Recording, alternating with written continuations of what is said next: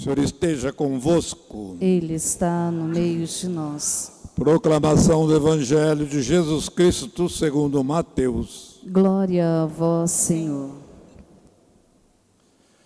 Naquele tempo, disse Jesus aos seus discípulos: ficai atentos para não praticar a vossa justiça na frente dos homens, só para serdes visto por eles. Caso contrário, não recebereis a recompensa do vosso Pai que estais nos céus.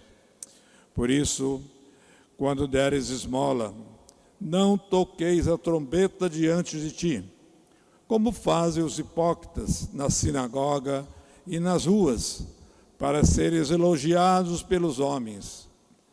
Em verdade, eu vos digo, eles já receberam sua recompensa. Ao contrário, quando der esmola, que a tua mão esquerda não saiba o que faz a tua mão direita, de modo que a tua esmola fique oculta. E o teu Pai que vê o que está oculto, te dará a recompensa. Quando orardes, não sejais como os hipócritas, que gostam de rezar em pé nas sinagogas e nas esquinas das praças, para serem vistos pelos homens. Em verdade, eu vos digo, eles já receberam a sua recompensa. Ao contrário, quando orares, entra no teu quarto, fecha a porta e reza ao teu Pai que está oculto. E o teu Pai que vê o que está escondido, te dará a recompensa. Quando jejuares, não fiqueis com o rosto triste como os hipócritas. Eles desfiguram o rosto, para que os homens vejam que estão jejuando. Em verdade, eu vos digo, eles já receberam a sua recompensa. Tu, porém, quando jejuares, perfume a cabeça e lava o rosto, para que os homens não vejam que tu estás jejuando, mas somente teu Pai que está oculto. E o teu Pai que vê o que está escondido, te dará a recompensa. Palavra da salvação. Glória a vós, Senhor.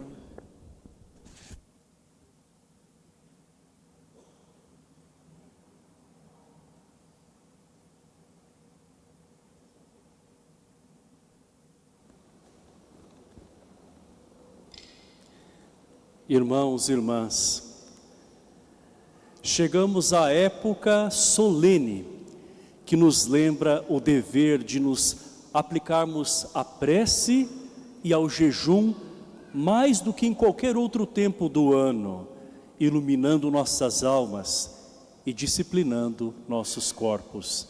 Ensina Santo Agostinho, ao nos falar desse tempo sagrado, que é um convite para que nós possamos nos nutrir ainda mais de Deus, nos aproximar dele por meio da oração, de também nos purificarmos, de nos regrarmos através do jejum e de viver de uma maneira prática, legítima, a nossa fé por meio da caridade. 3 práticas que devem acompanhar a nossa vida como cristãos e cristãs e que devem ser intensificadas nesses 40 dias. Oração, jejum, caridade. Eis o tempo em que nós devemos nos voltar ainda mais para o Senhor, como nos disse Joel na primeira leitura. É o tempo em que nós queremos buscar nos reconciliar com Deus, nos deixar reconciliar por Ele, como ensina Paulo. É o tempo de nós vivermos de uma maneira autêntica, como o próprio Jesus nos ensina no Evangelho. E quando ele nos fala dessas 3 práticas de oração, jejum e caridade, ele nos recomenda que nós façamos tudo isso com discrição. Ninguém precisa saber aquilo que você faz é necessário primeiro que você tenha consciência de que é fazendo de coração que Deus, com o seu olhar sempre voltado para nós, se agrada. Então, até mesmo a nossa própria prece tem que nascer da intimidade com Deus. Quando o Senhor fala de entrar no quarto, Ele está falando desta intimidade. Mas intimidade não pode ser confundida. Ninguém pode fazer da oração um momento em que se volta apenas para si mesmo, como se estivesse diante de Deus, mas na verdade está olhando só para si. A oração faz com que a gente se desprenda. Por isso que ela vem acompanhada da prática do jejum, que é uma reeducação que acontece em nós. Não é reeducação alimentar não, tá? Nem jejum intermitente, que tem seus benefícios para o corpo de outras maneiras. É muito mais do que isso, é uma prática espiritual. Então, se você consegue se dominar no que diz respeito aos alimentos e também por meio de abstinências, então abstinências vão além do jejum apenas da carne e de outros alimentos, né? Abstinências que são realmente renúncias que nós fazemos, deixamos coisas, hábitos e tantas outras mais, não é? Para cada vez mais sermos livres diante de Deus e também para nós vivermos como Jesus viveu. Então eu devo, além de orar, jejuar, para que não seja o meu ego, não é, alimentado, mas a minha fé se alimente em Cristo à medida que eu vou também me esvaziando de mim mesmo, né, daqueles desejos desordenados, e daí que nasce a verdadeira caridade, que é aquela de quem olha para o outro depois de se sentir olhado por Deus, depois de também olhar para si mesmo, dentro da sua própria pequenez, a caridade. E a igreja no Brasil, há mais de 60 anos, sempre nos apresenta gestos concretos que nós podemos realizar em termos de caridade, colocando diante de nós uma realidade que é gritante. E são realidades incômodas, talvez por isso que muitas pessoas não queiram vê-las, queiram viver a quaresma apenas no intimismo, não é? Então, é como alguém que está fazendo um checklist, ou seja, né, como que uma lista de coisas que precisa cumprir diante de Deus para parecer um bom menino, uma boa menina. Quaresma não é isso, né? Quaresma é conversão verdadeira, não é aparência diante de Deus simplesmente ou dos outros como alguém bom. Mas é acima de tudo uma mudança interior que depois reflete no exterior. E a campanha da fraternidade, que já por décadas atravessa a vida da igreja, neste ano de 2026, vai nos falar sobre a moradia, sempre acompanhada da fraternidade. Todos aqui têm uma casa, não sei se é casa própria, alugada, não sei se foi uma casa herdada ou uma casa conquistada com muito suor, mas nós temos uma casa. Uma casa que é para nós um lugar de pertença. É um espaço sagrado se nós vivemos de fato, não é, como um ambiente de paz.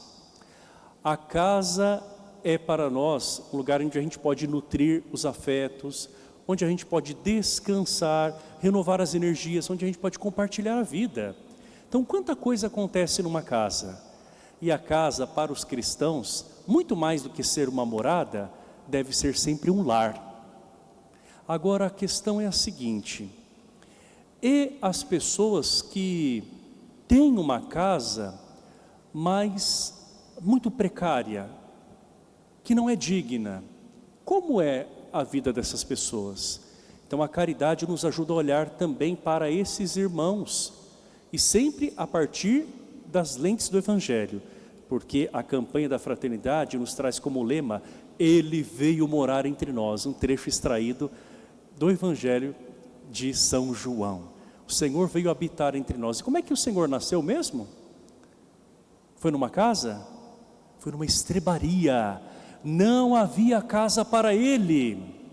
E ali, em meio aos animais, numa situação precária, mas cheia de amor, o Senhor vem habitar entre nós, seres humanos, filhos e filhas amados de Deus.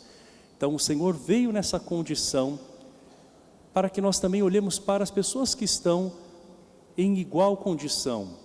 Então, além daquelas que têm uma casa, pessoas que vivem no estado de vulnerabilidade, vamos pensar então em pessoas que moram em áreas de risco. Não é o nosso caso, mas tem muita gente no Brasil.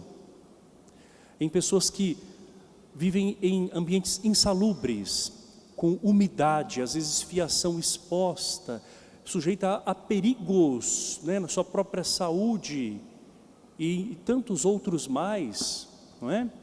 Uma pessoa no último grau agora, que nem casa tem. Como que uma pessoa vai conseguir o emprego se ela não pode nem dar o seu próprio endereço? Como que ela vai fazer, não é? Para documentação e tudo mais, precisa de um endereço. Então, como isso é essencial na nossa vida.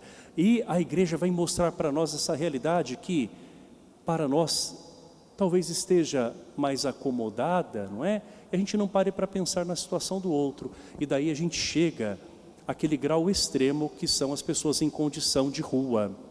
São aquelas que não têm um teto, independentemente das circunstâncias. O que fez com que essas pessoas chegassem a esse grau? Ali está um irmão, uma irmã, que perdeu a sua dignidade e que precisa ser visto como irmão, e mais do que isso, como o próprio Cristo. Nós temos aqui esse banner. Olha, amarraram aqui para não pegar mesmo, hein? Então vou fazer uma força aqui. Amarraram para ficar seguro, na verdade. Isso. Nós temos aqui, talvez nem todos consigam enxergar, mas já tenham visto na internet, uma escultura de um artista católico canadense que fez num banco de uma praça uma escultura de um homem que está enrolado num cobertor, ou seja, um morador de rua, mas cujos pés têm as chagas, e a partir destes pés feridos nós conseguimos identificar quem é que está aqui oculto, o próprio Jesus. Ele fez essa escultura com um espaço aqui deste lado, bem perto dos pés deste Cristo sem teto, para nos lembrar que há muitos irmãos que vivem nesta condição. Justamente para que nós, ao invés de nos afastarmos com repugnância, né, por conta daquela condição que a pessoa se encontra, olhemos com misericórdia, até nos aproximemos. Então a campanha da fraternidade traz para nós reflexão, oração e também gestos de ação, que no final dessa missa nós vamos também contemplar e nos comprometer a viver. Tudo isso deve nos converter ainda mais, porque o próprio Papa Leão, bem como seus antecessores, inclusive São João Paulo II, Bento XVI, Papa Francisco e agora o nosso Papa atual, sempre enviam para a igreja no Brasil uma mensagem de apoio à campanha da fraternidade. Então, se o próprio Papa nos fala, quanto mais nós católicos devemos também tratar sobre isso dentro da nossa quaresma. E ele diz assim: desejo, queridos irmãos e irmãs, que as iniciativas nascidas a partir da campanha da fraternidade possam inspirar as autoridades governamentais a promover políticas públicas a fim de que, trabalhando todos em conjunto, seja possível oferecer à população mais carente melhorias significativas nas condições de habitação. Então, além daquilo que a gente pode fazer em termos de caridade, para uma família necessitada, onde tem muitas crianças, para uma casa onde há idosos, talvez até em estado quase que de abandono, não é? O intuito da campanha da fraternidade é lançar luz para toda a sociedade, inclusive o poder público, para que olhe para esta realidade e que todos sejam mobilizados pela fé e pela consciência. Por fim, amados irmãos, quando nós olhamos para alguém nessa situação que nós consideramos deplorável, não é? Nós também devemos nos lembrar que o pecado nos desfigura. O pecado faz de nós pessoas muito mesquinhas, pessoas endurecidas, pessoas distantes de Deus, distantes do outro. É por isso que nós hoje recebemos a cinza. A cinza com esta marca da cruz na nossa testa, acompanhada das palavras: convertei-vos e crede no Evangelho. Então nós somos marcados para que nós possamos nos lembrar que nós não somos nada, que nós somos muito pobres, não é?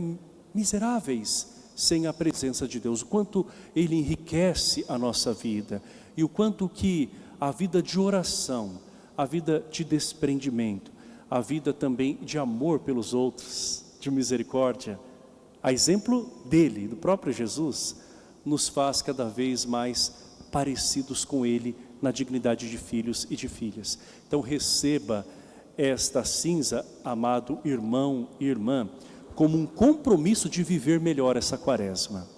São 40 dias em que nós queremos cada vez mais deixar Deus nos moldar, queremos cada vez mais perceber a presença dEle, nos sinais que Ele nos dá, mas também nas pessoas e principalmente as mais vulneráveis. Que esse seja um momento em que nós possamos, de fato, nos abrir à vida nova que nós queremos celebrar, lotando esta igreja no sábado santo, na vigília pascal, quando nós também celebrarmos o Espírito da Páscoa do Senhor, vivo e ressuscitado no meio de nós. Nesse momento, nós faremos então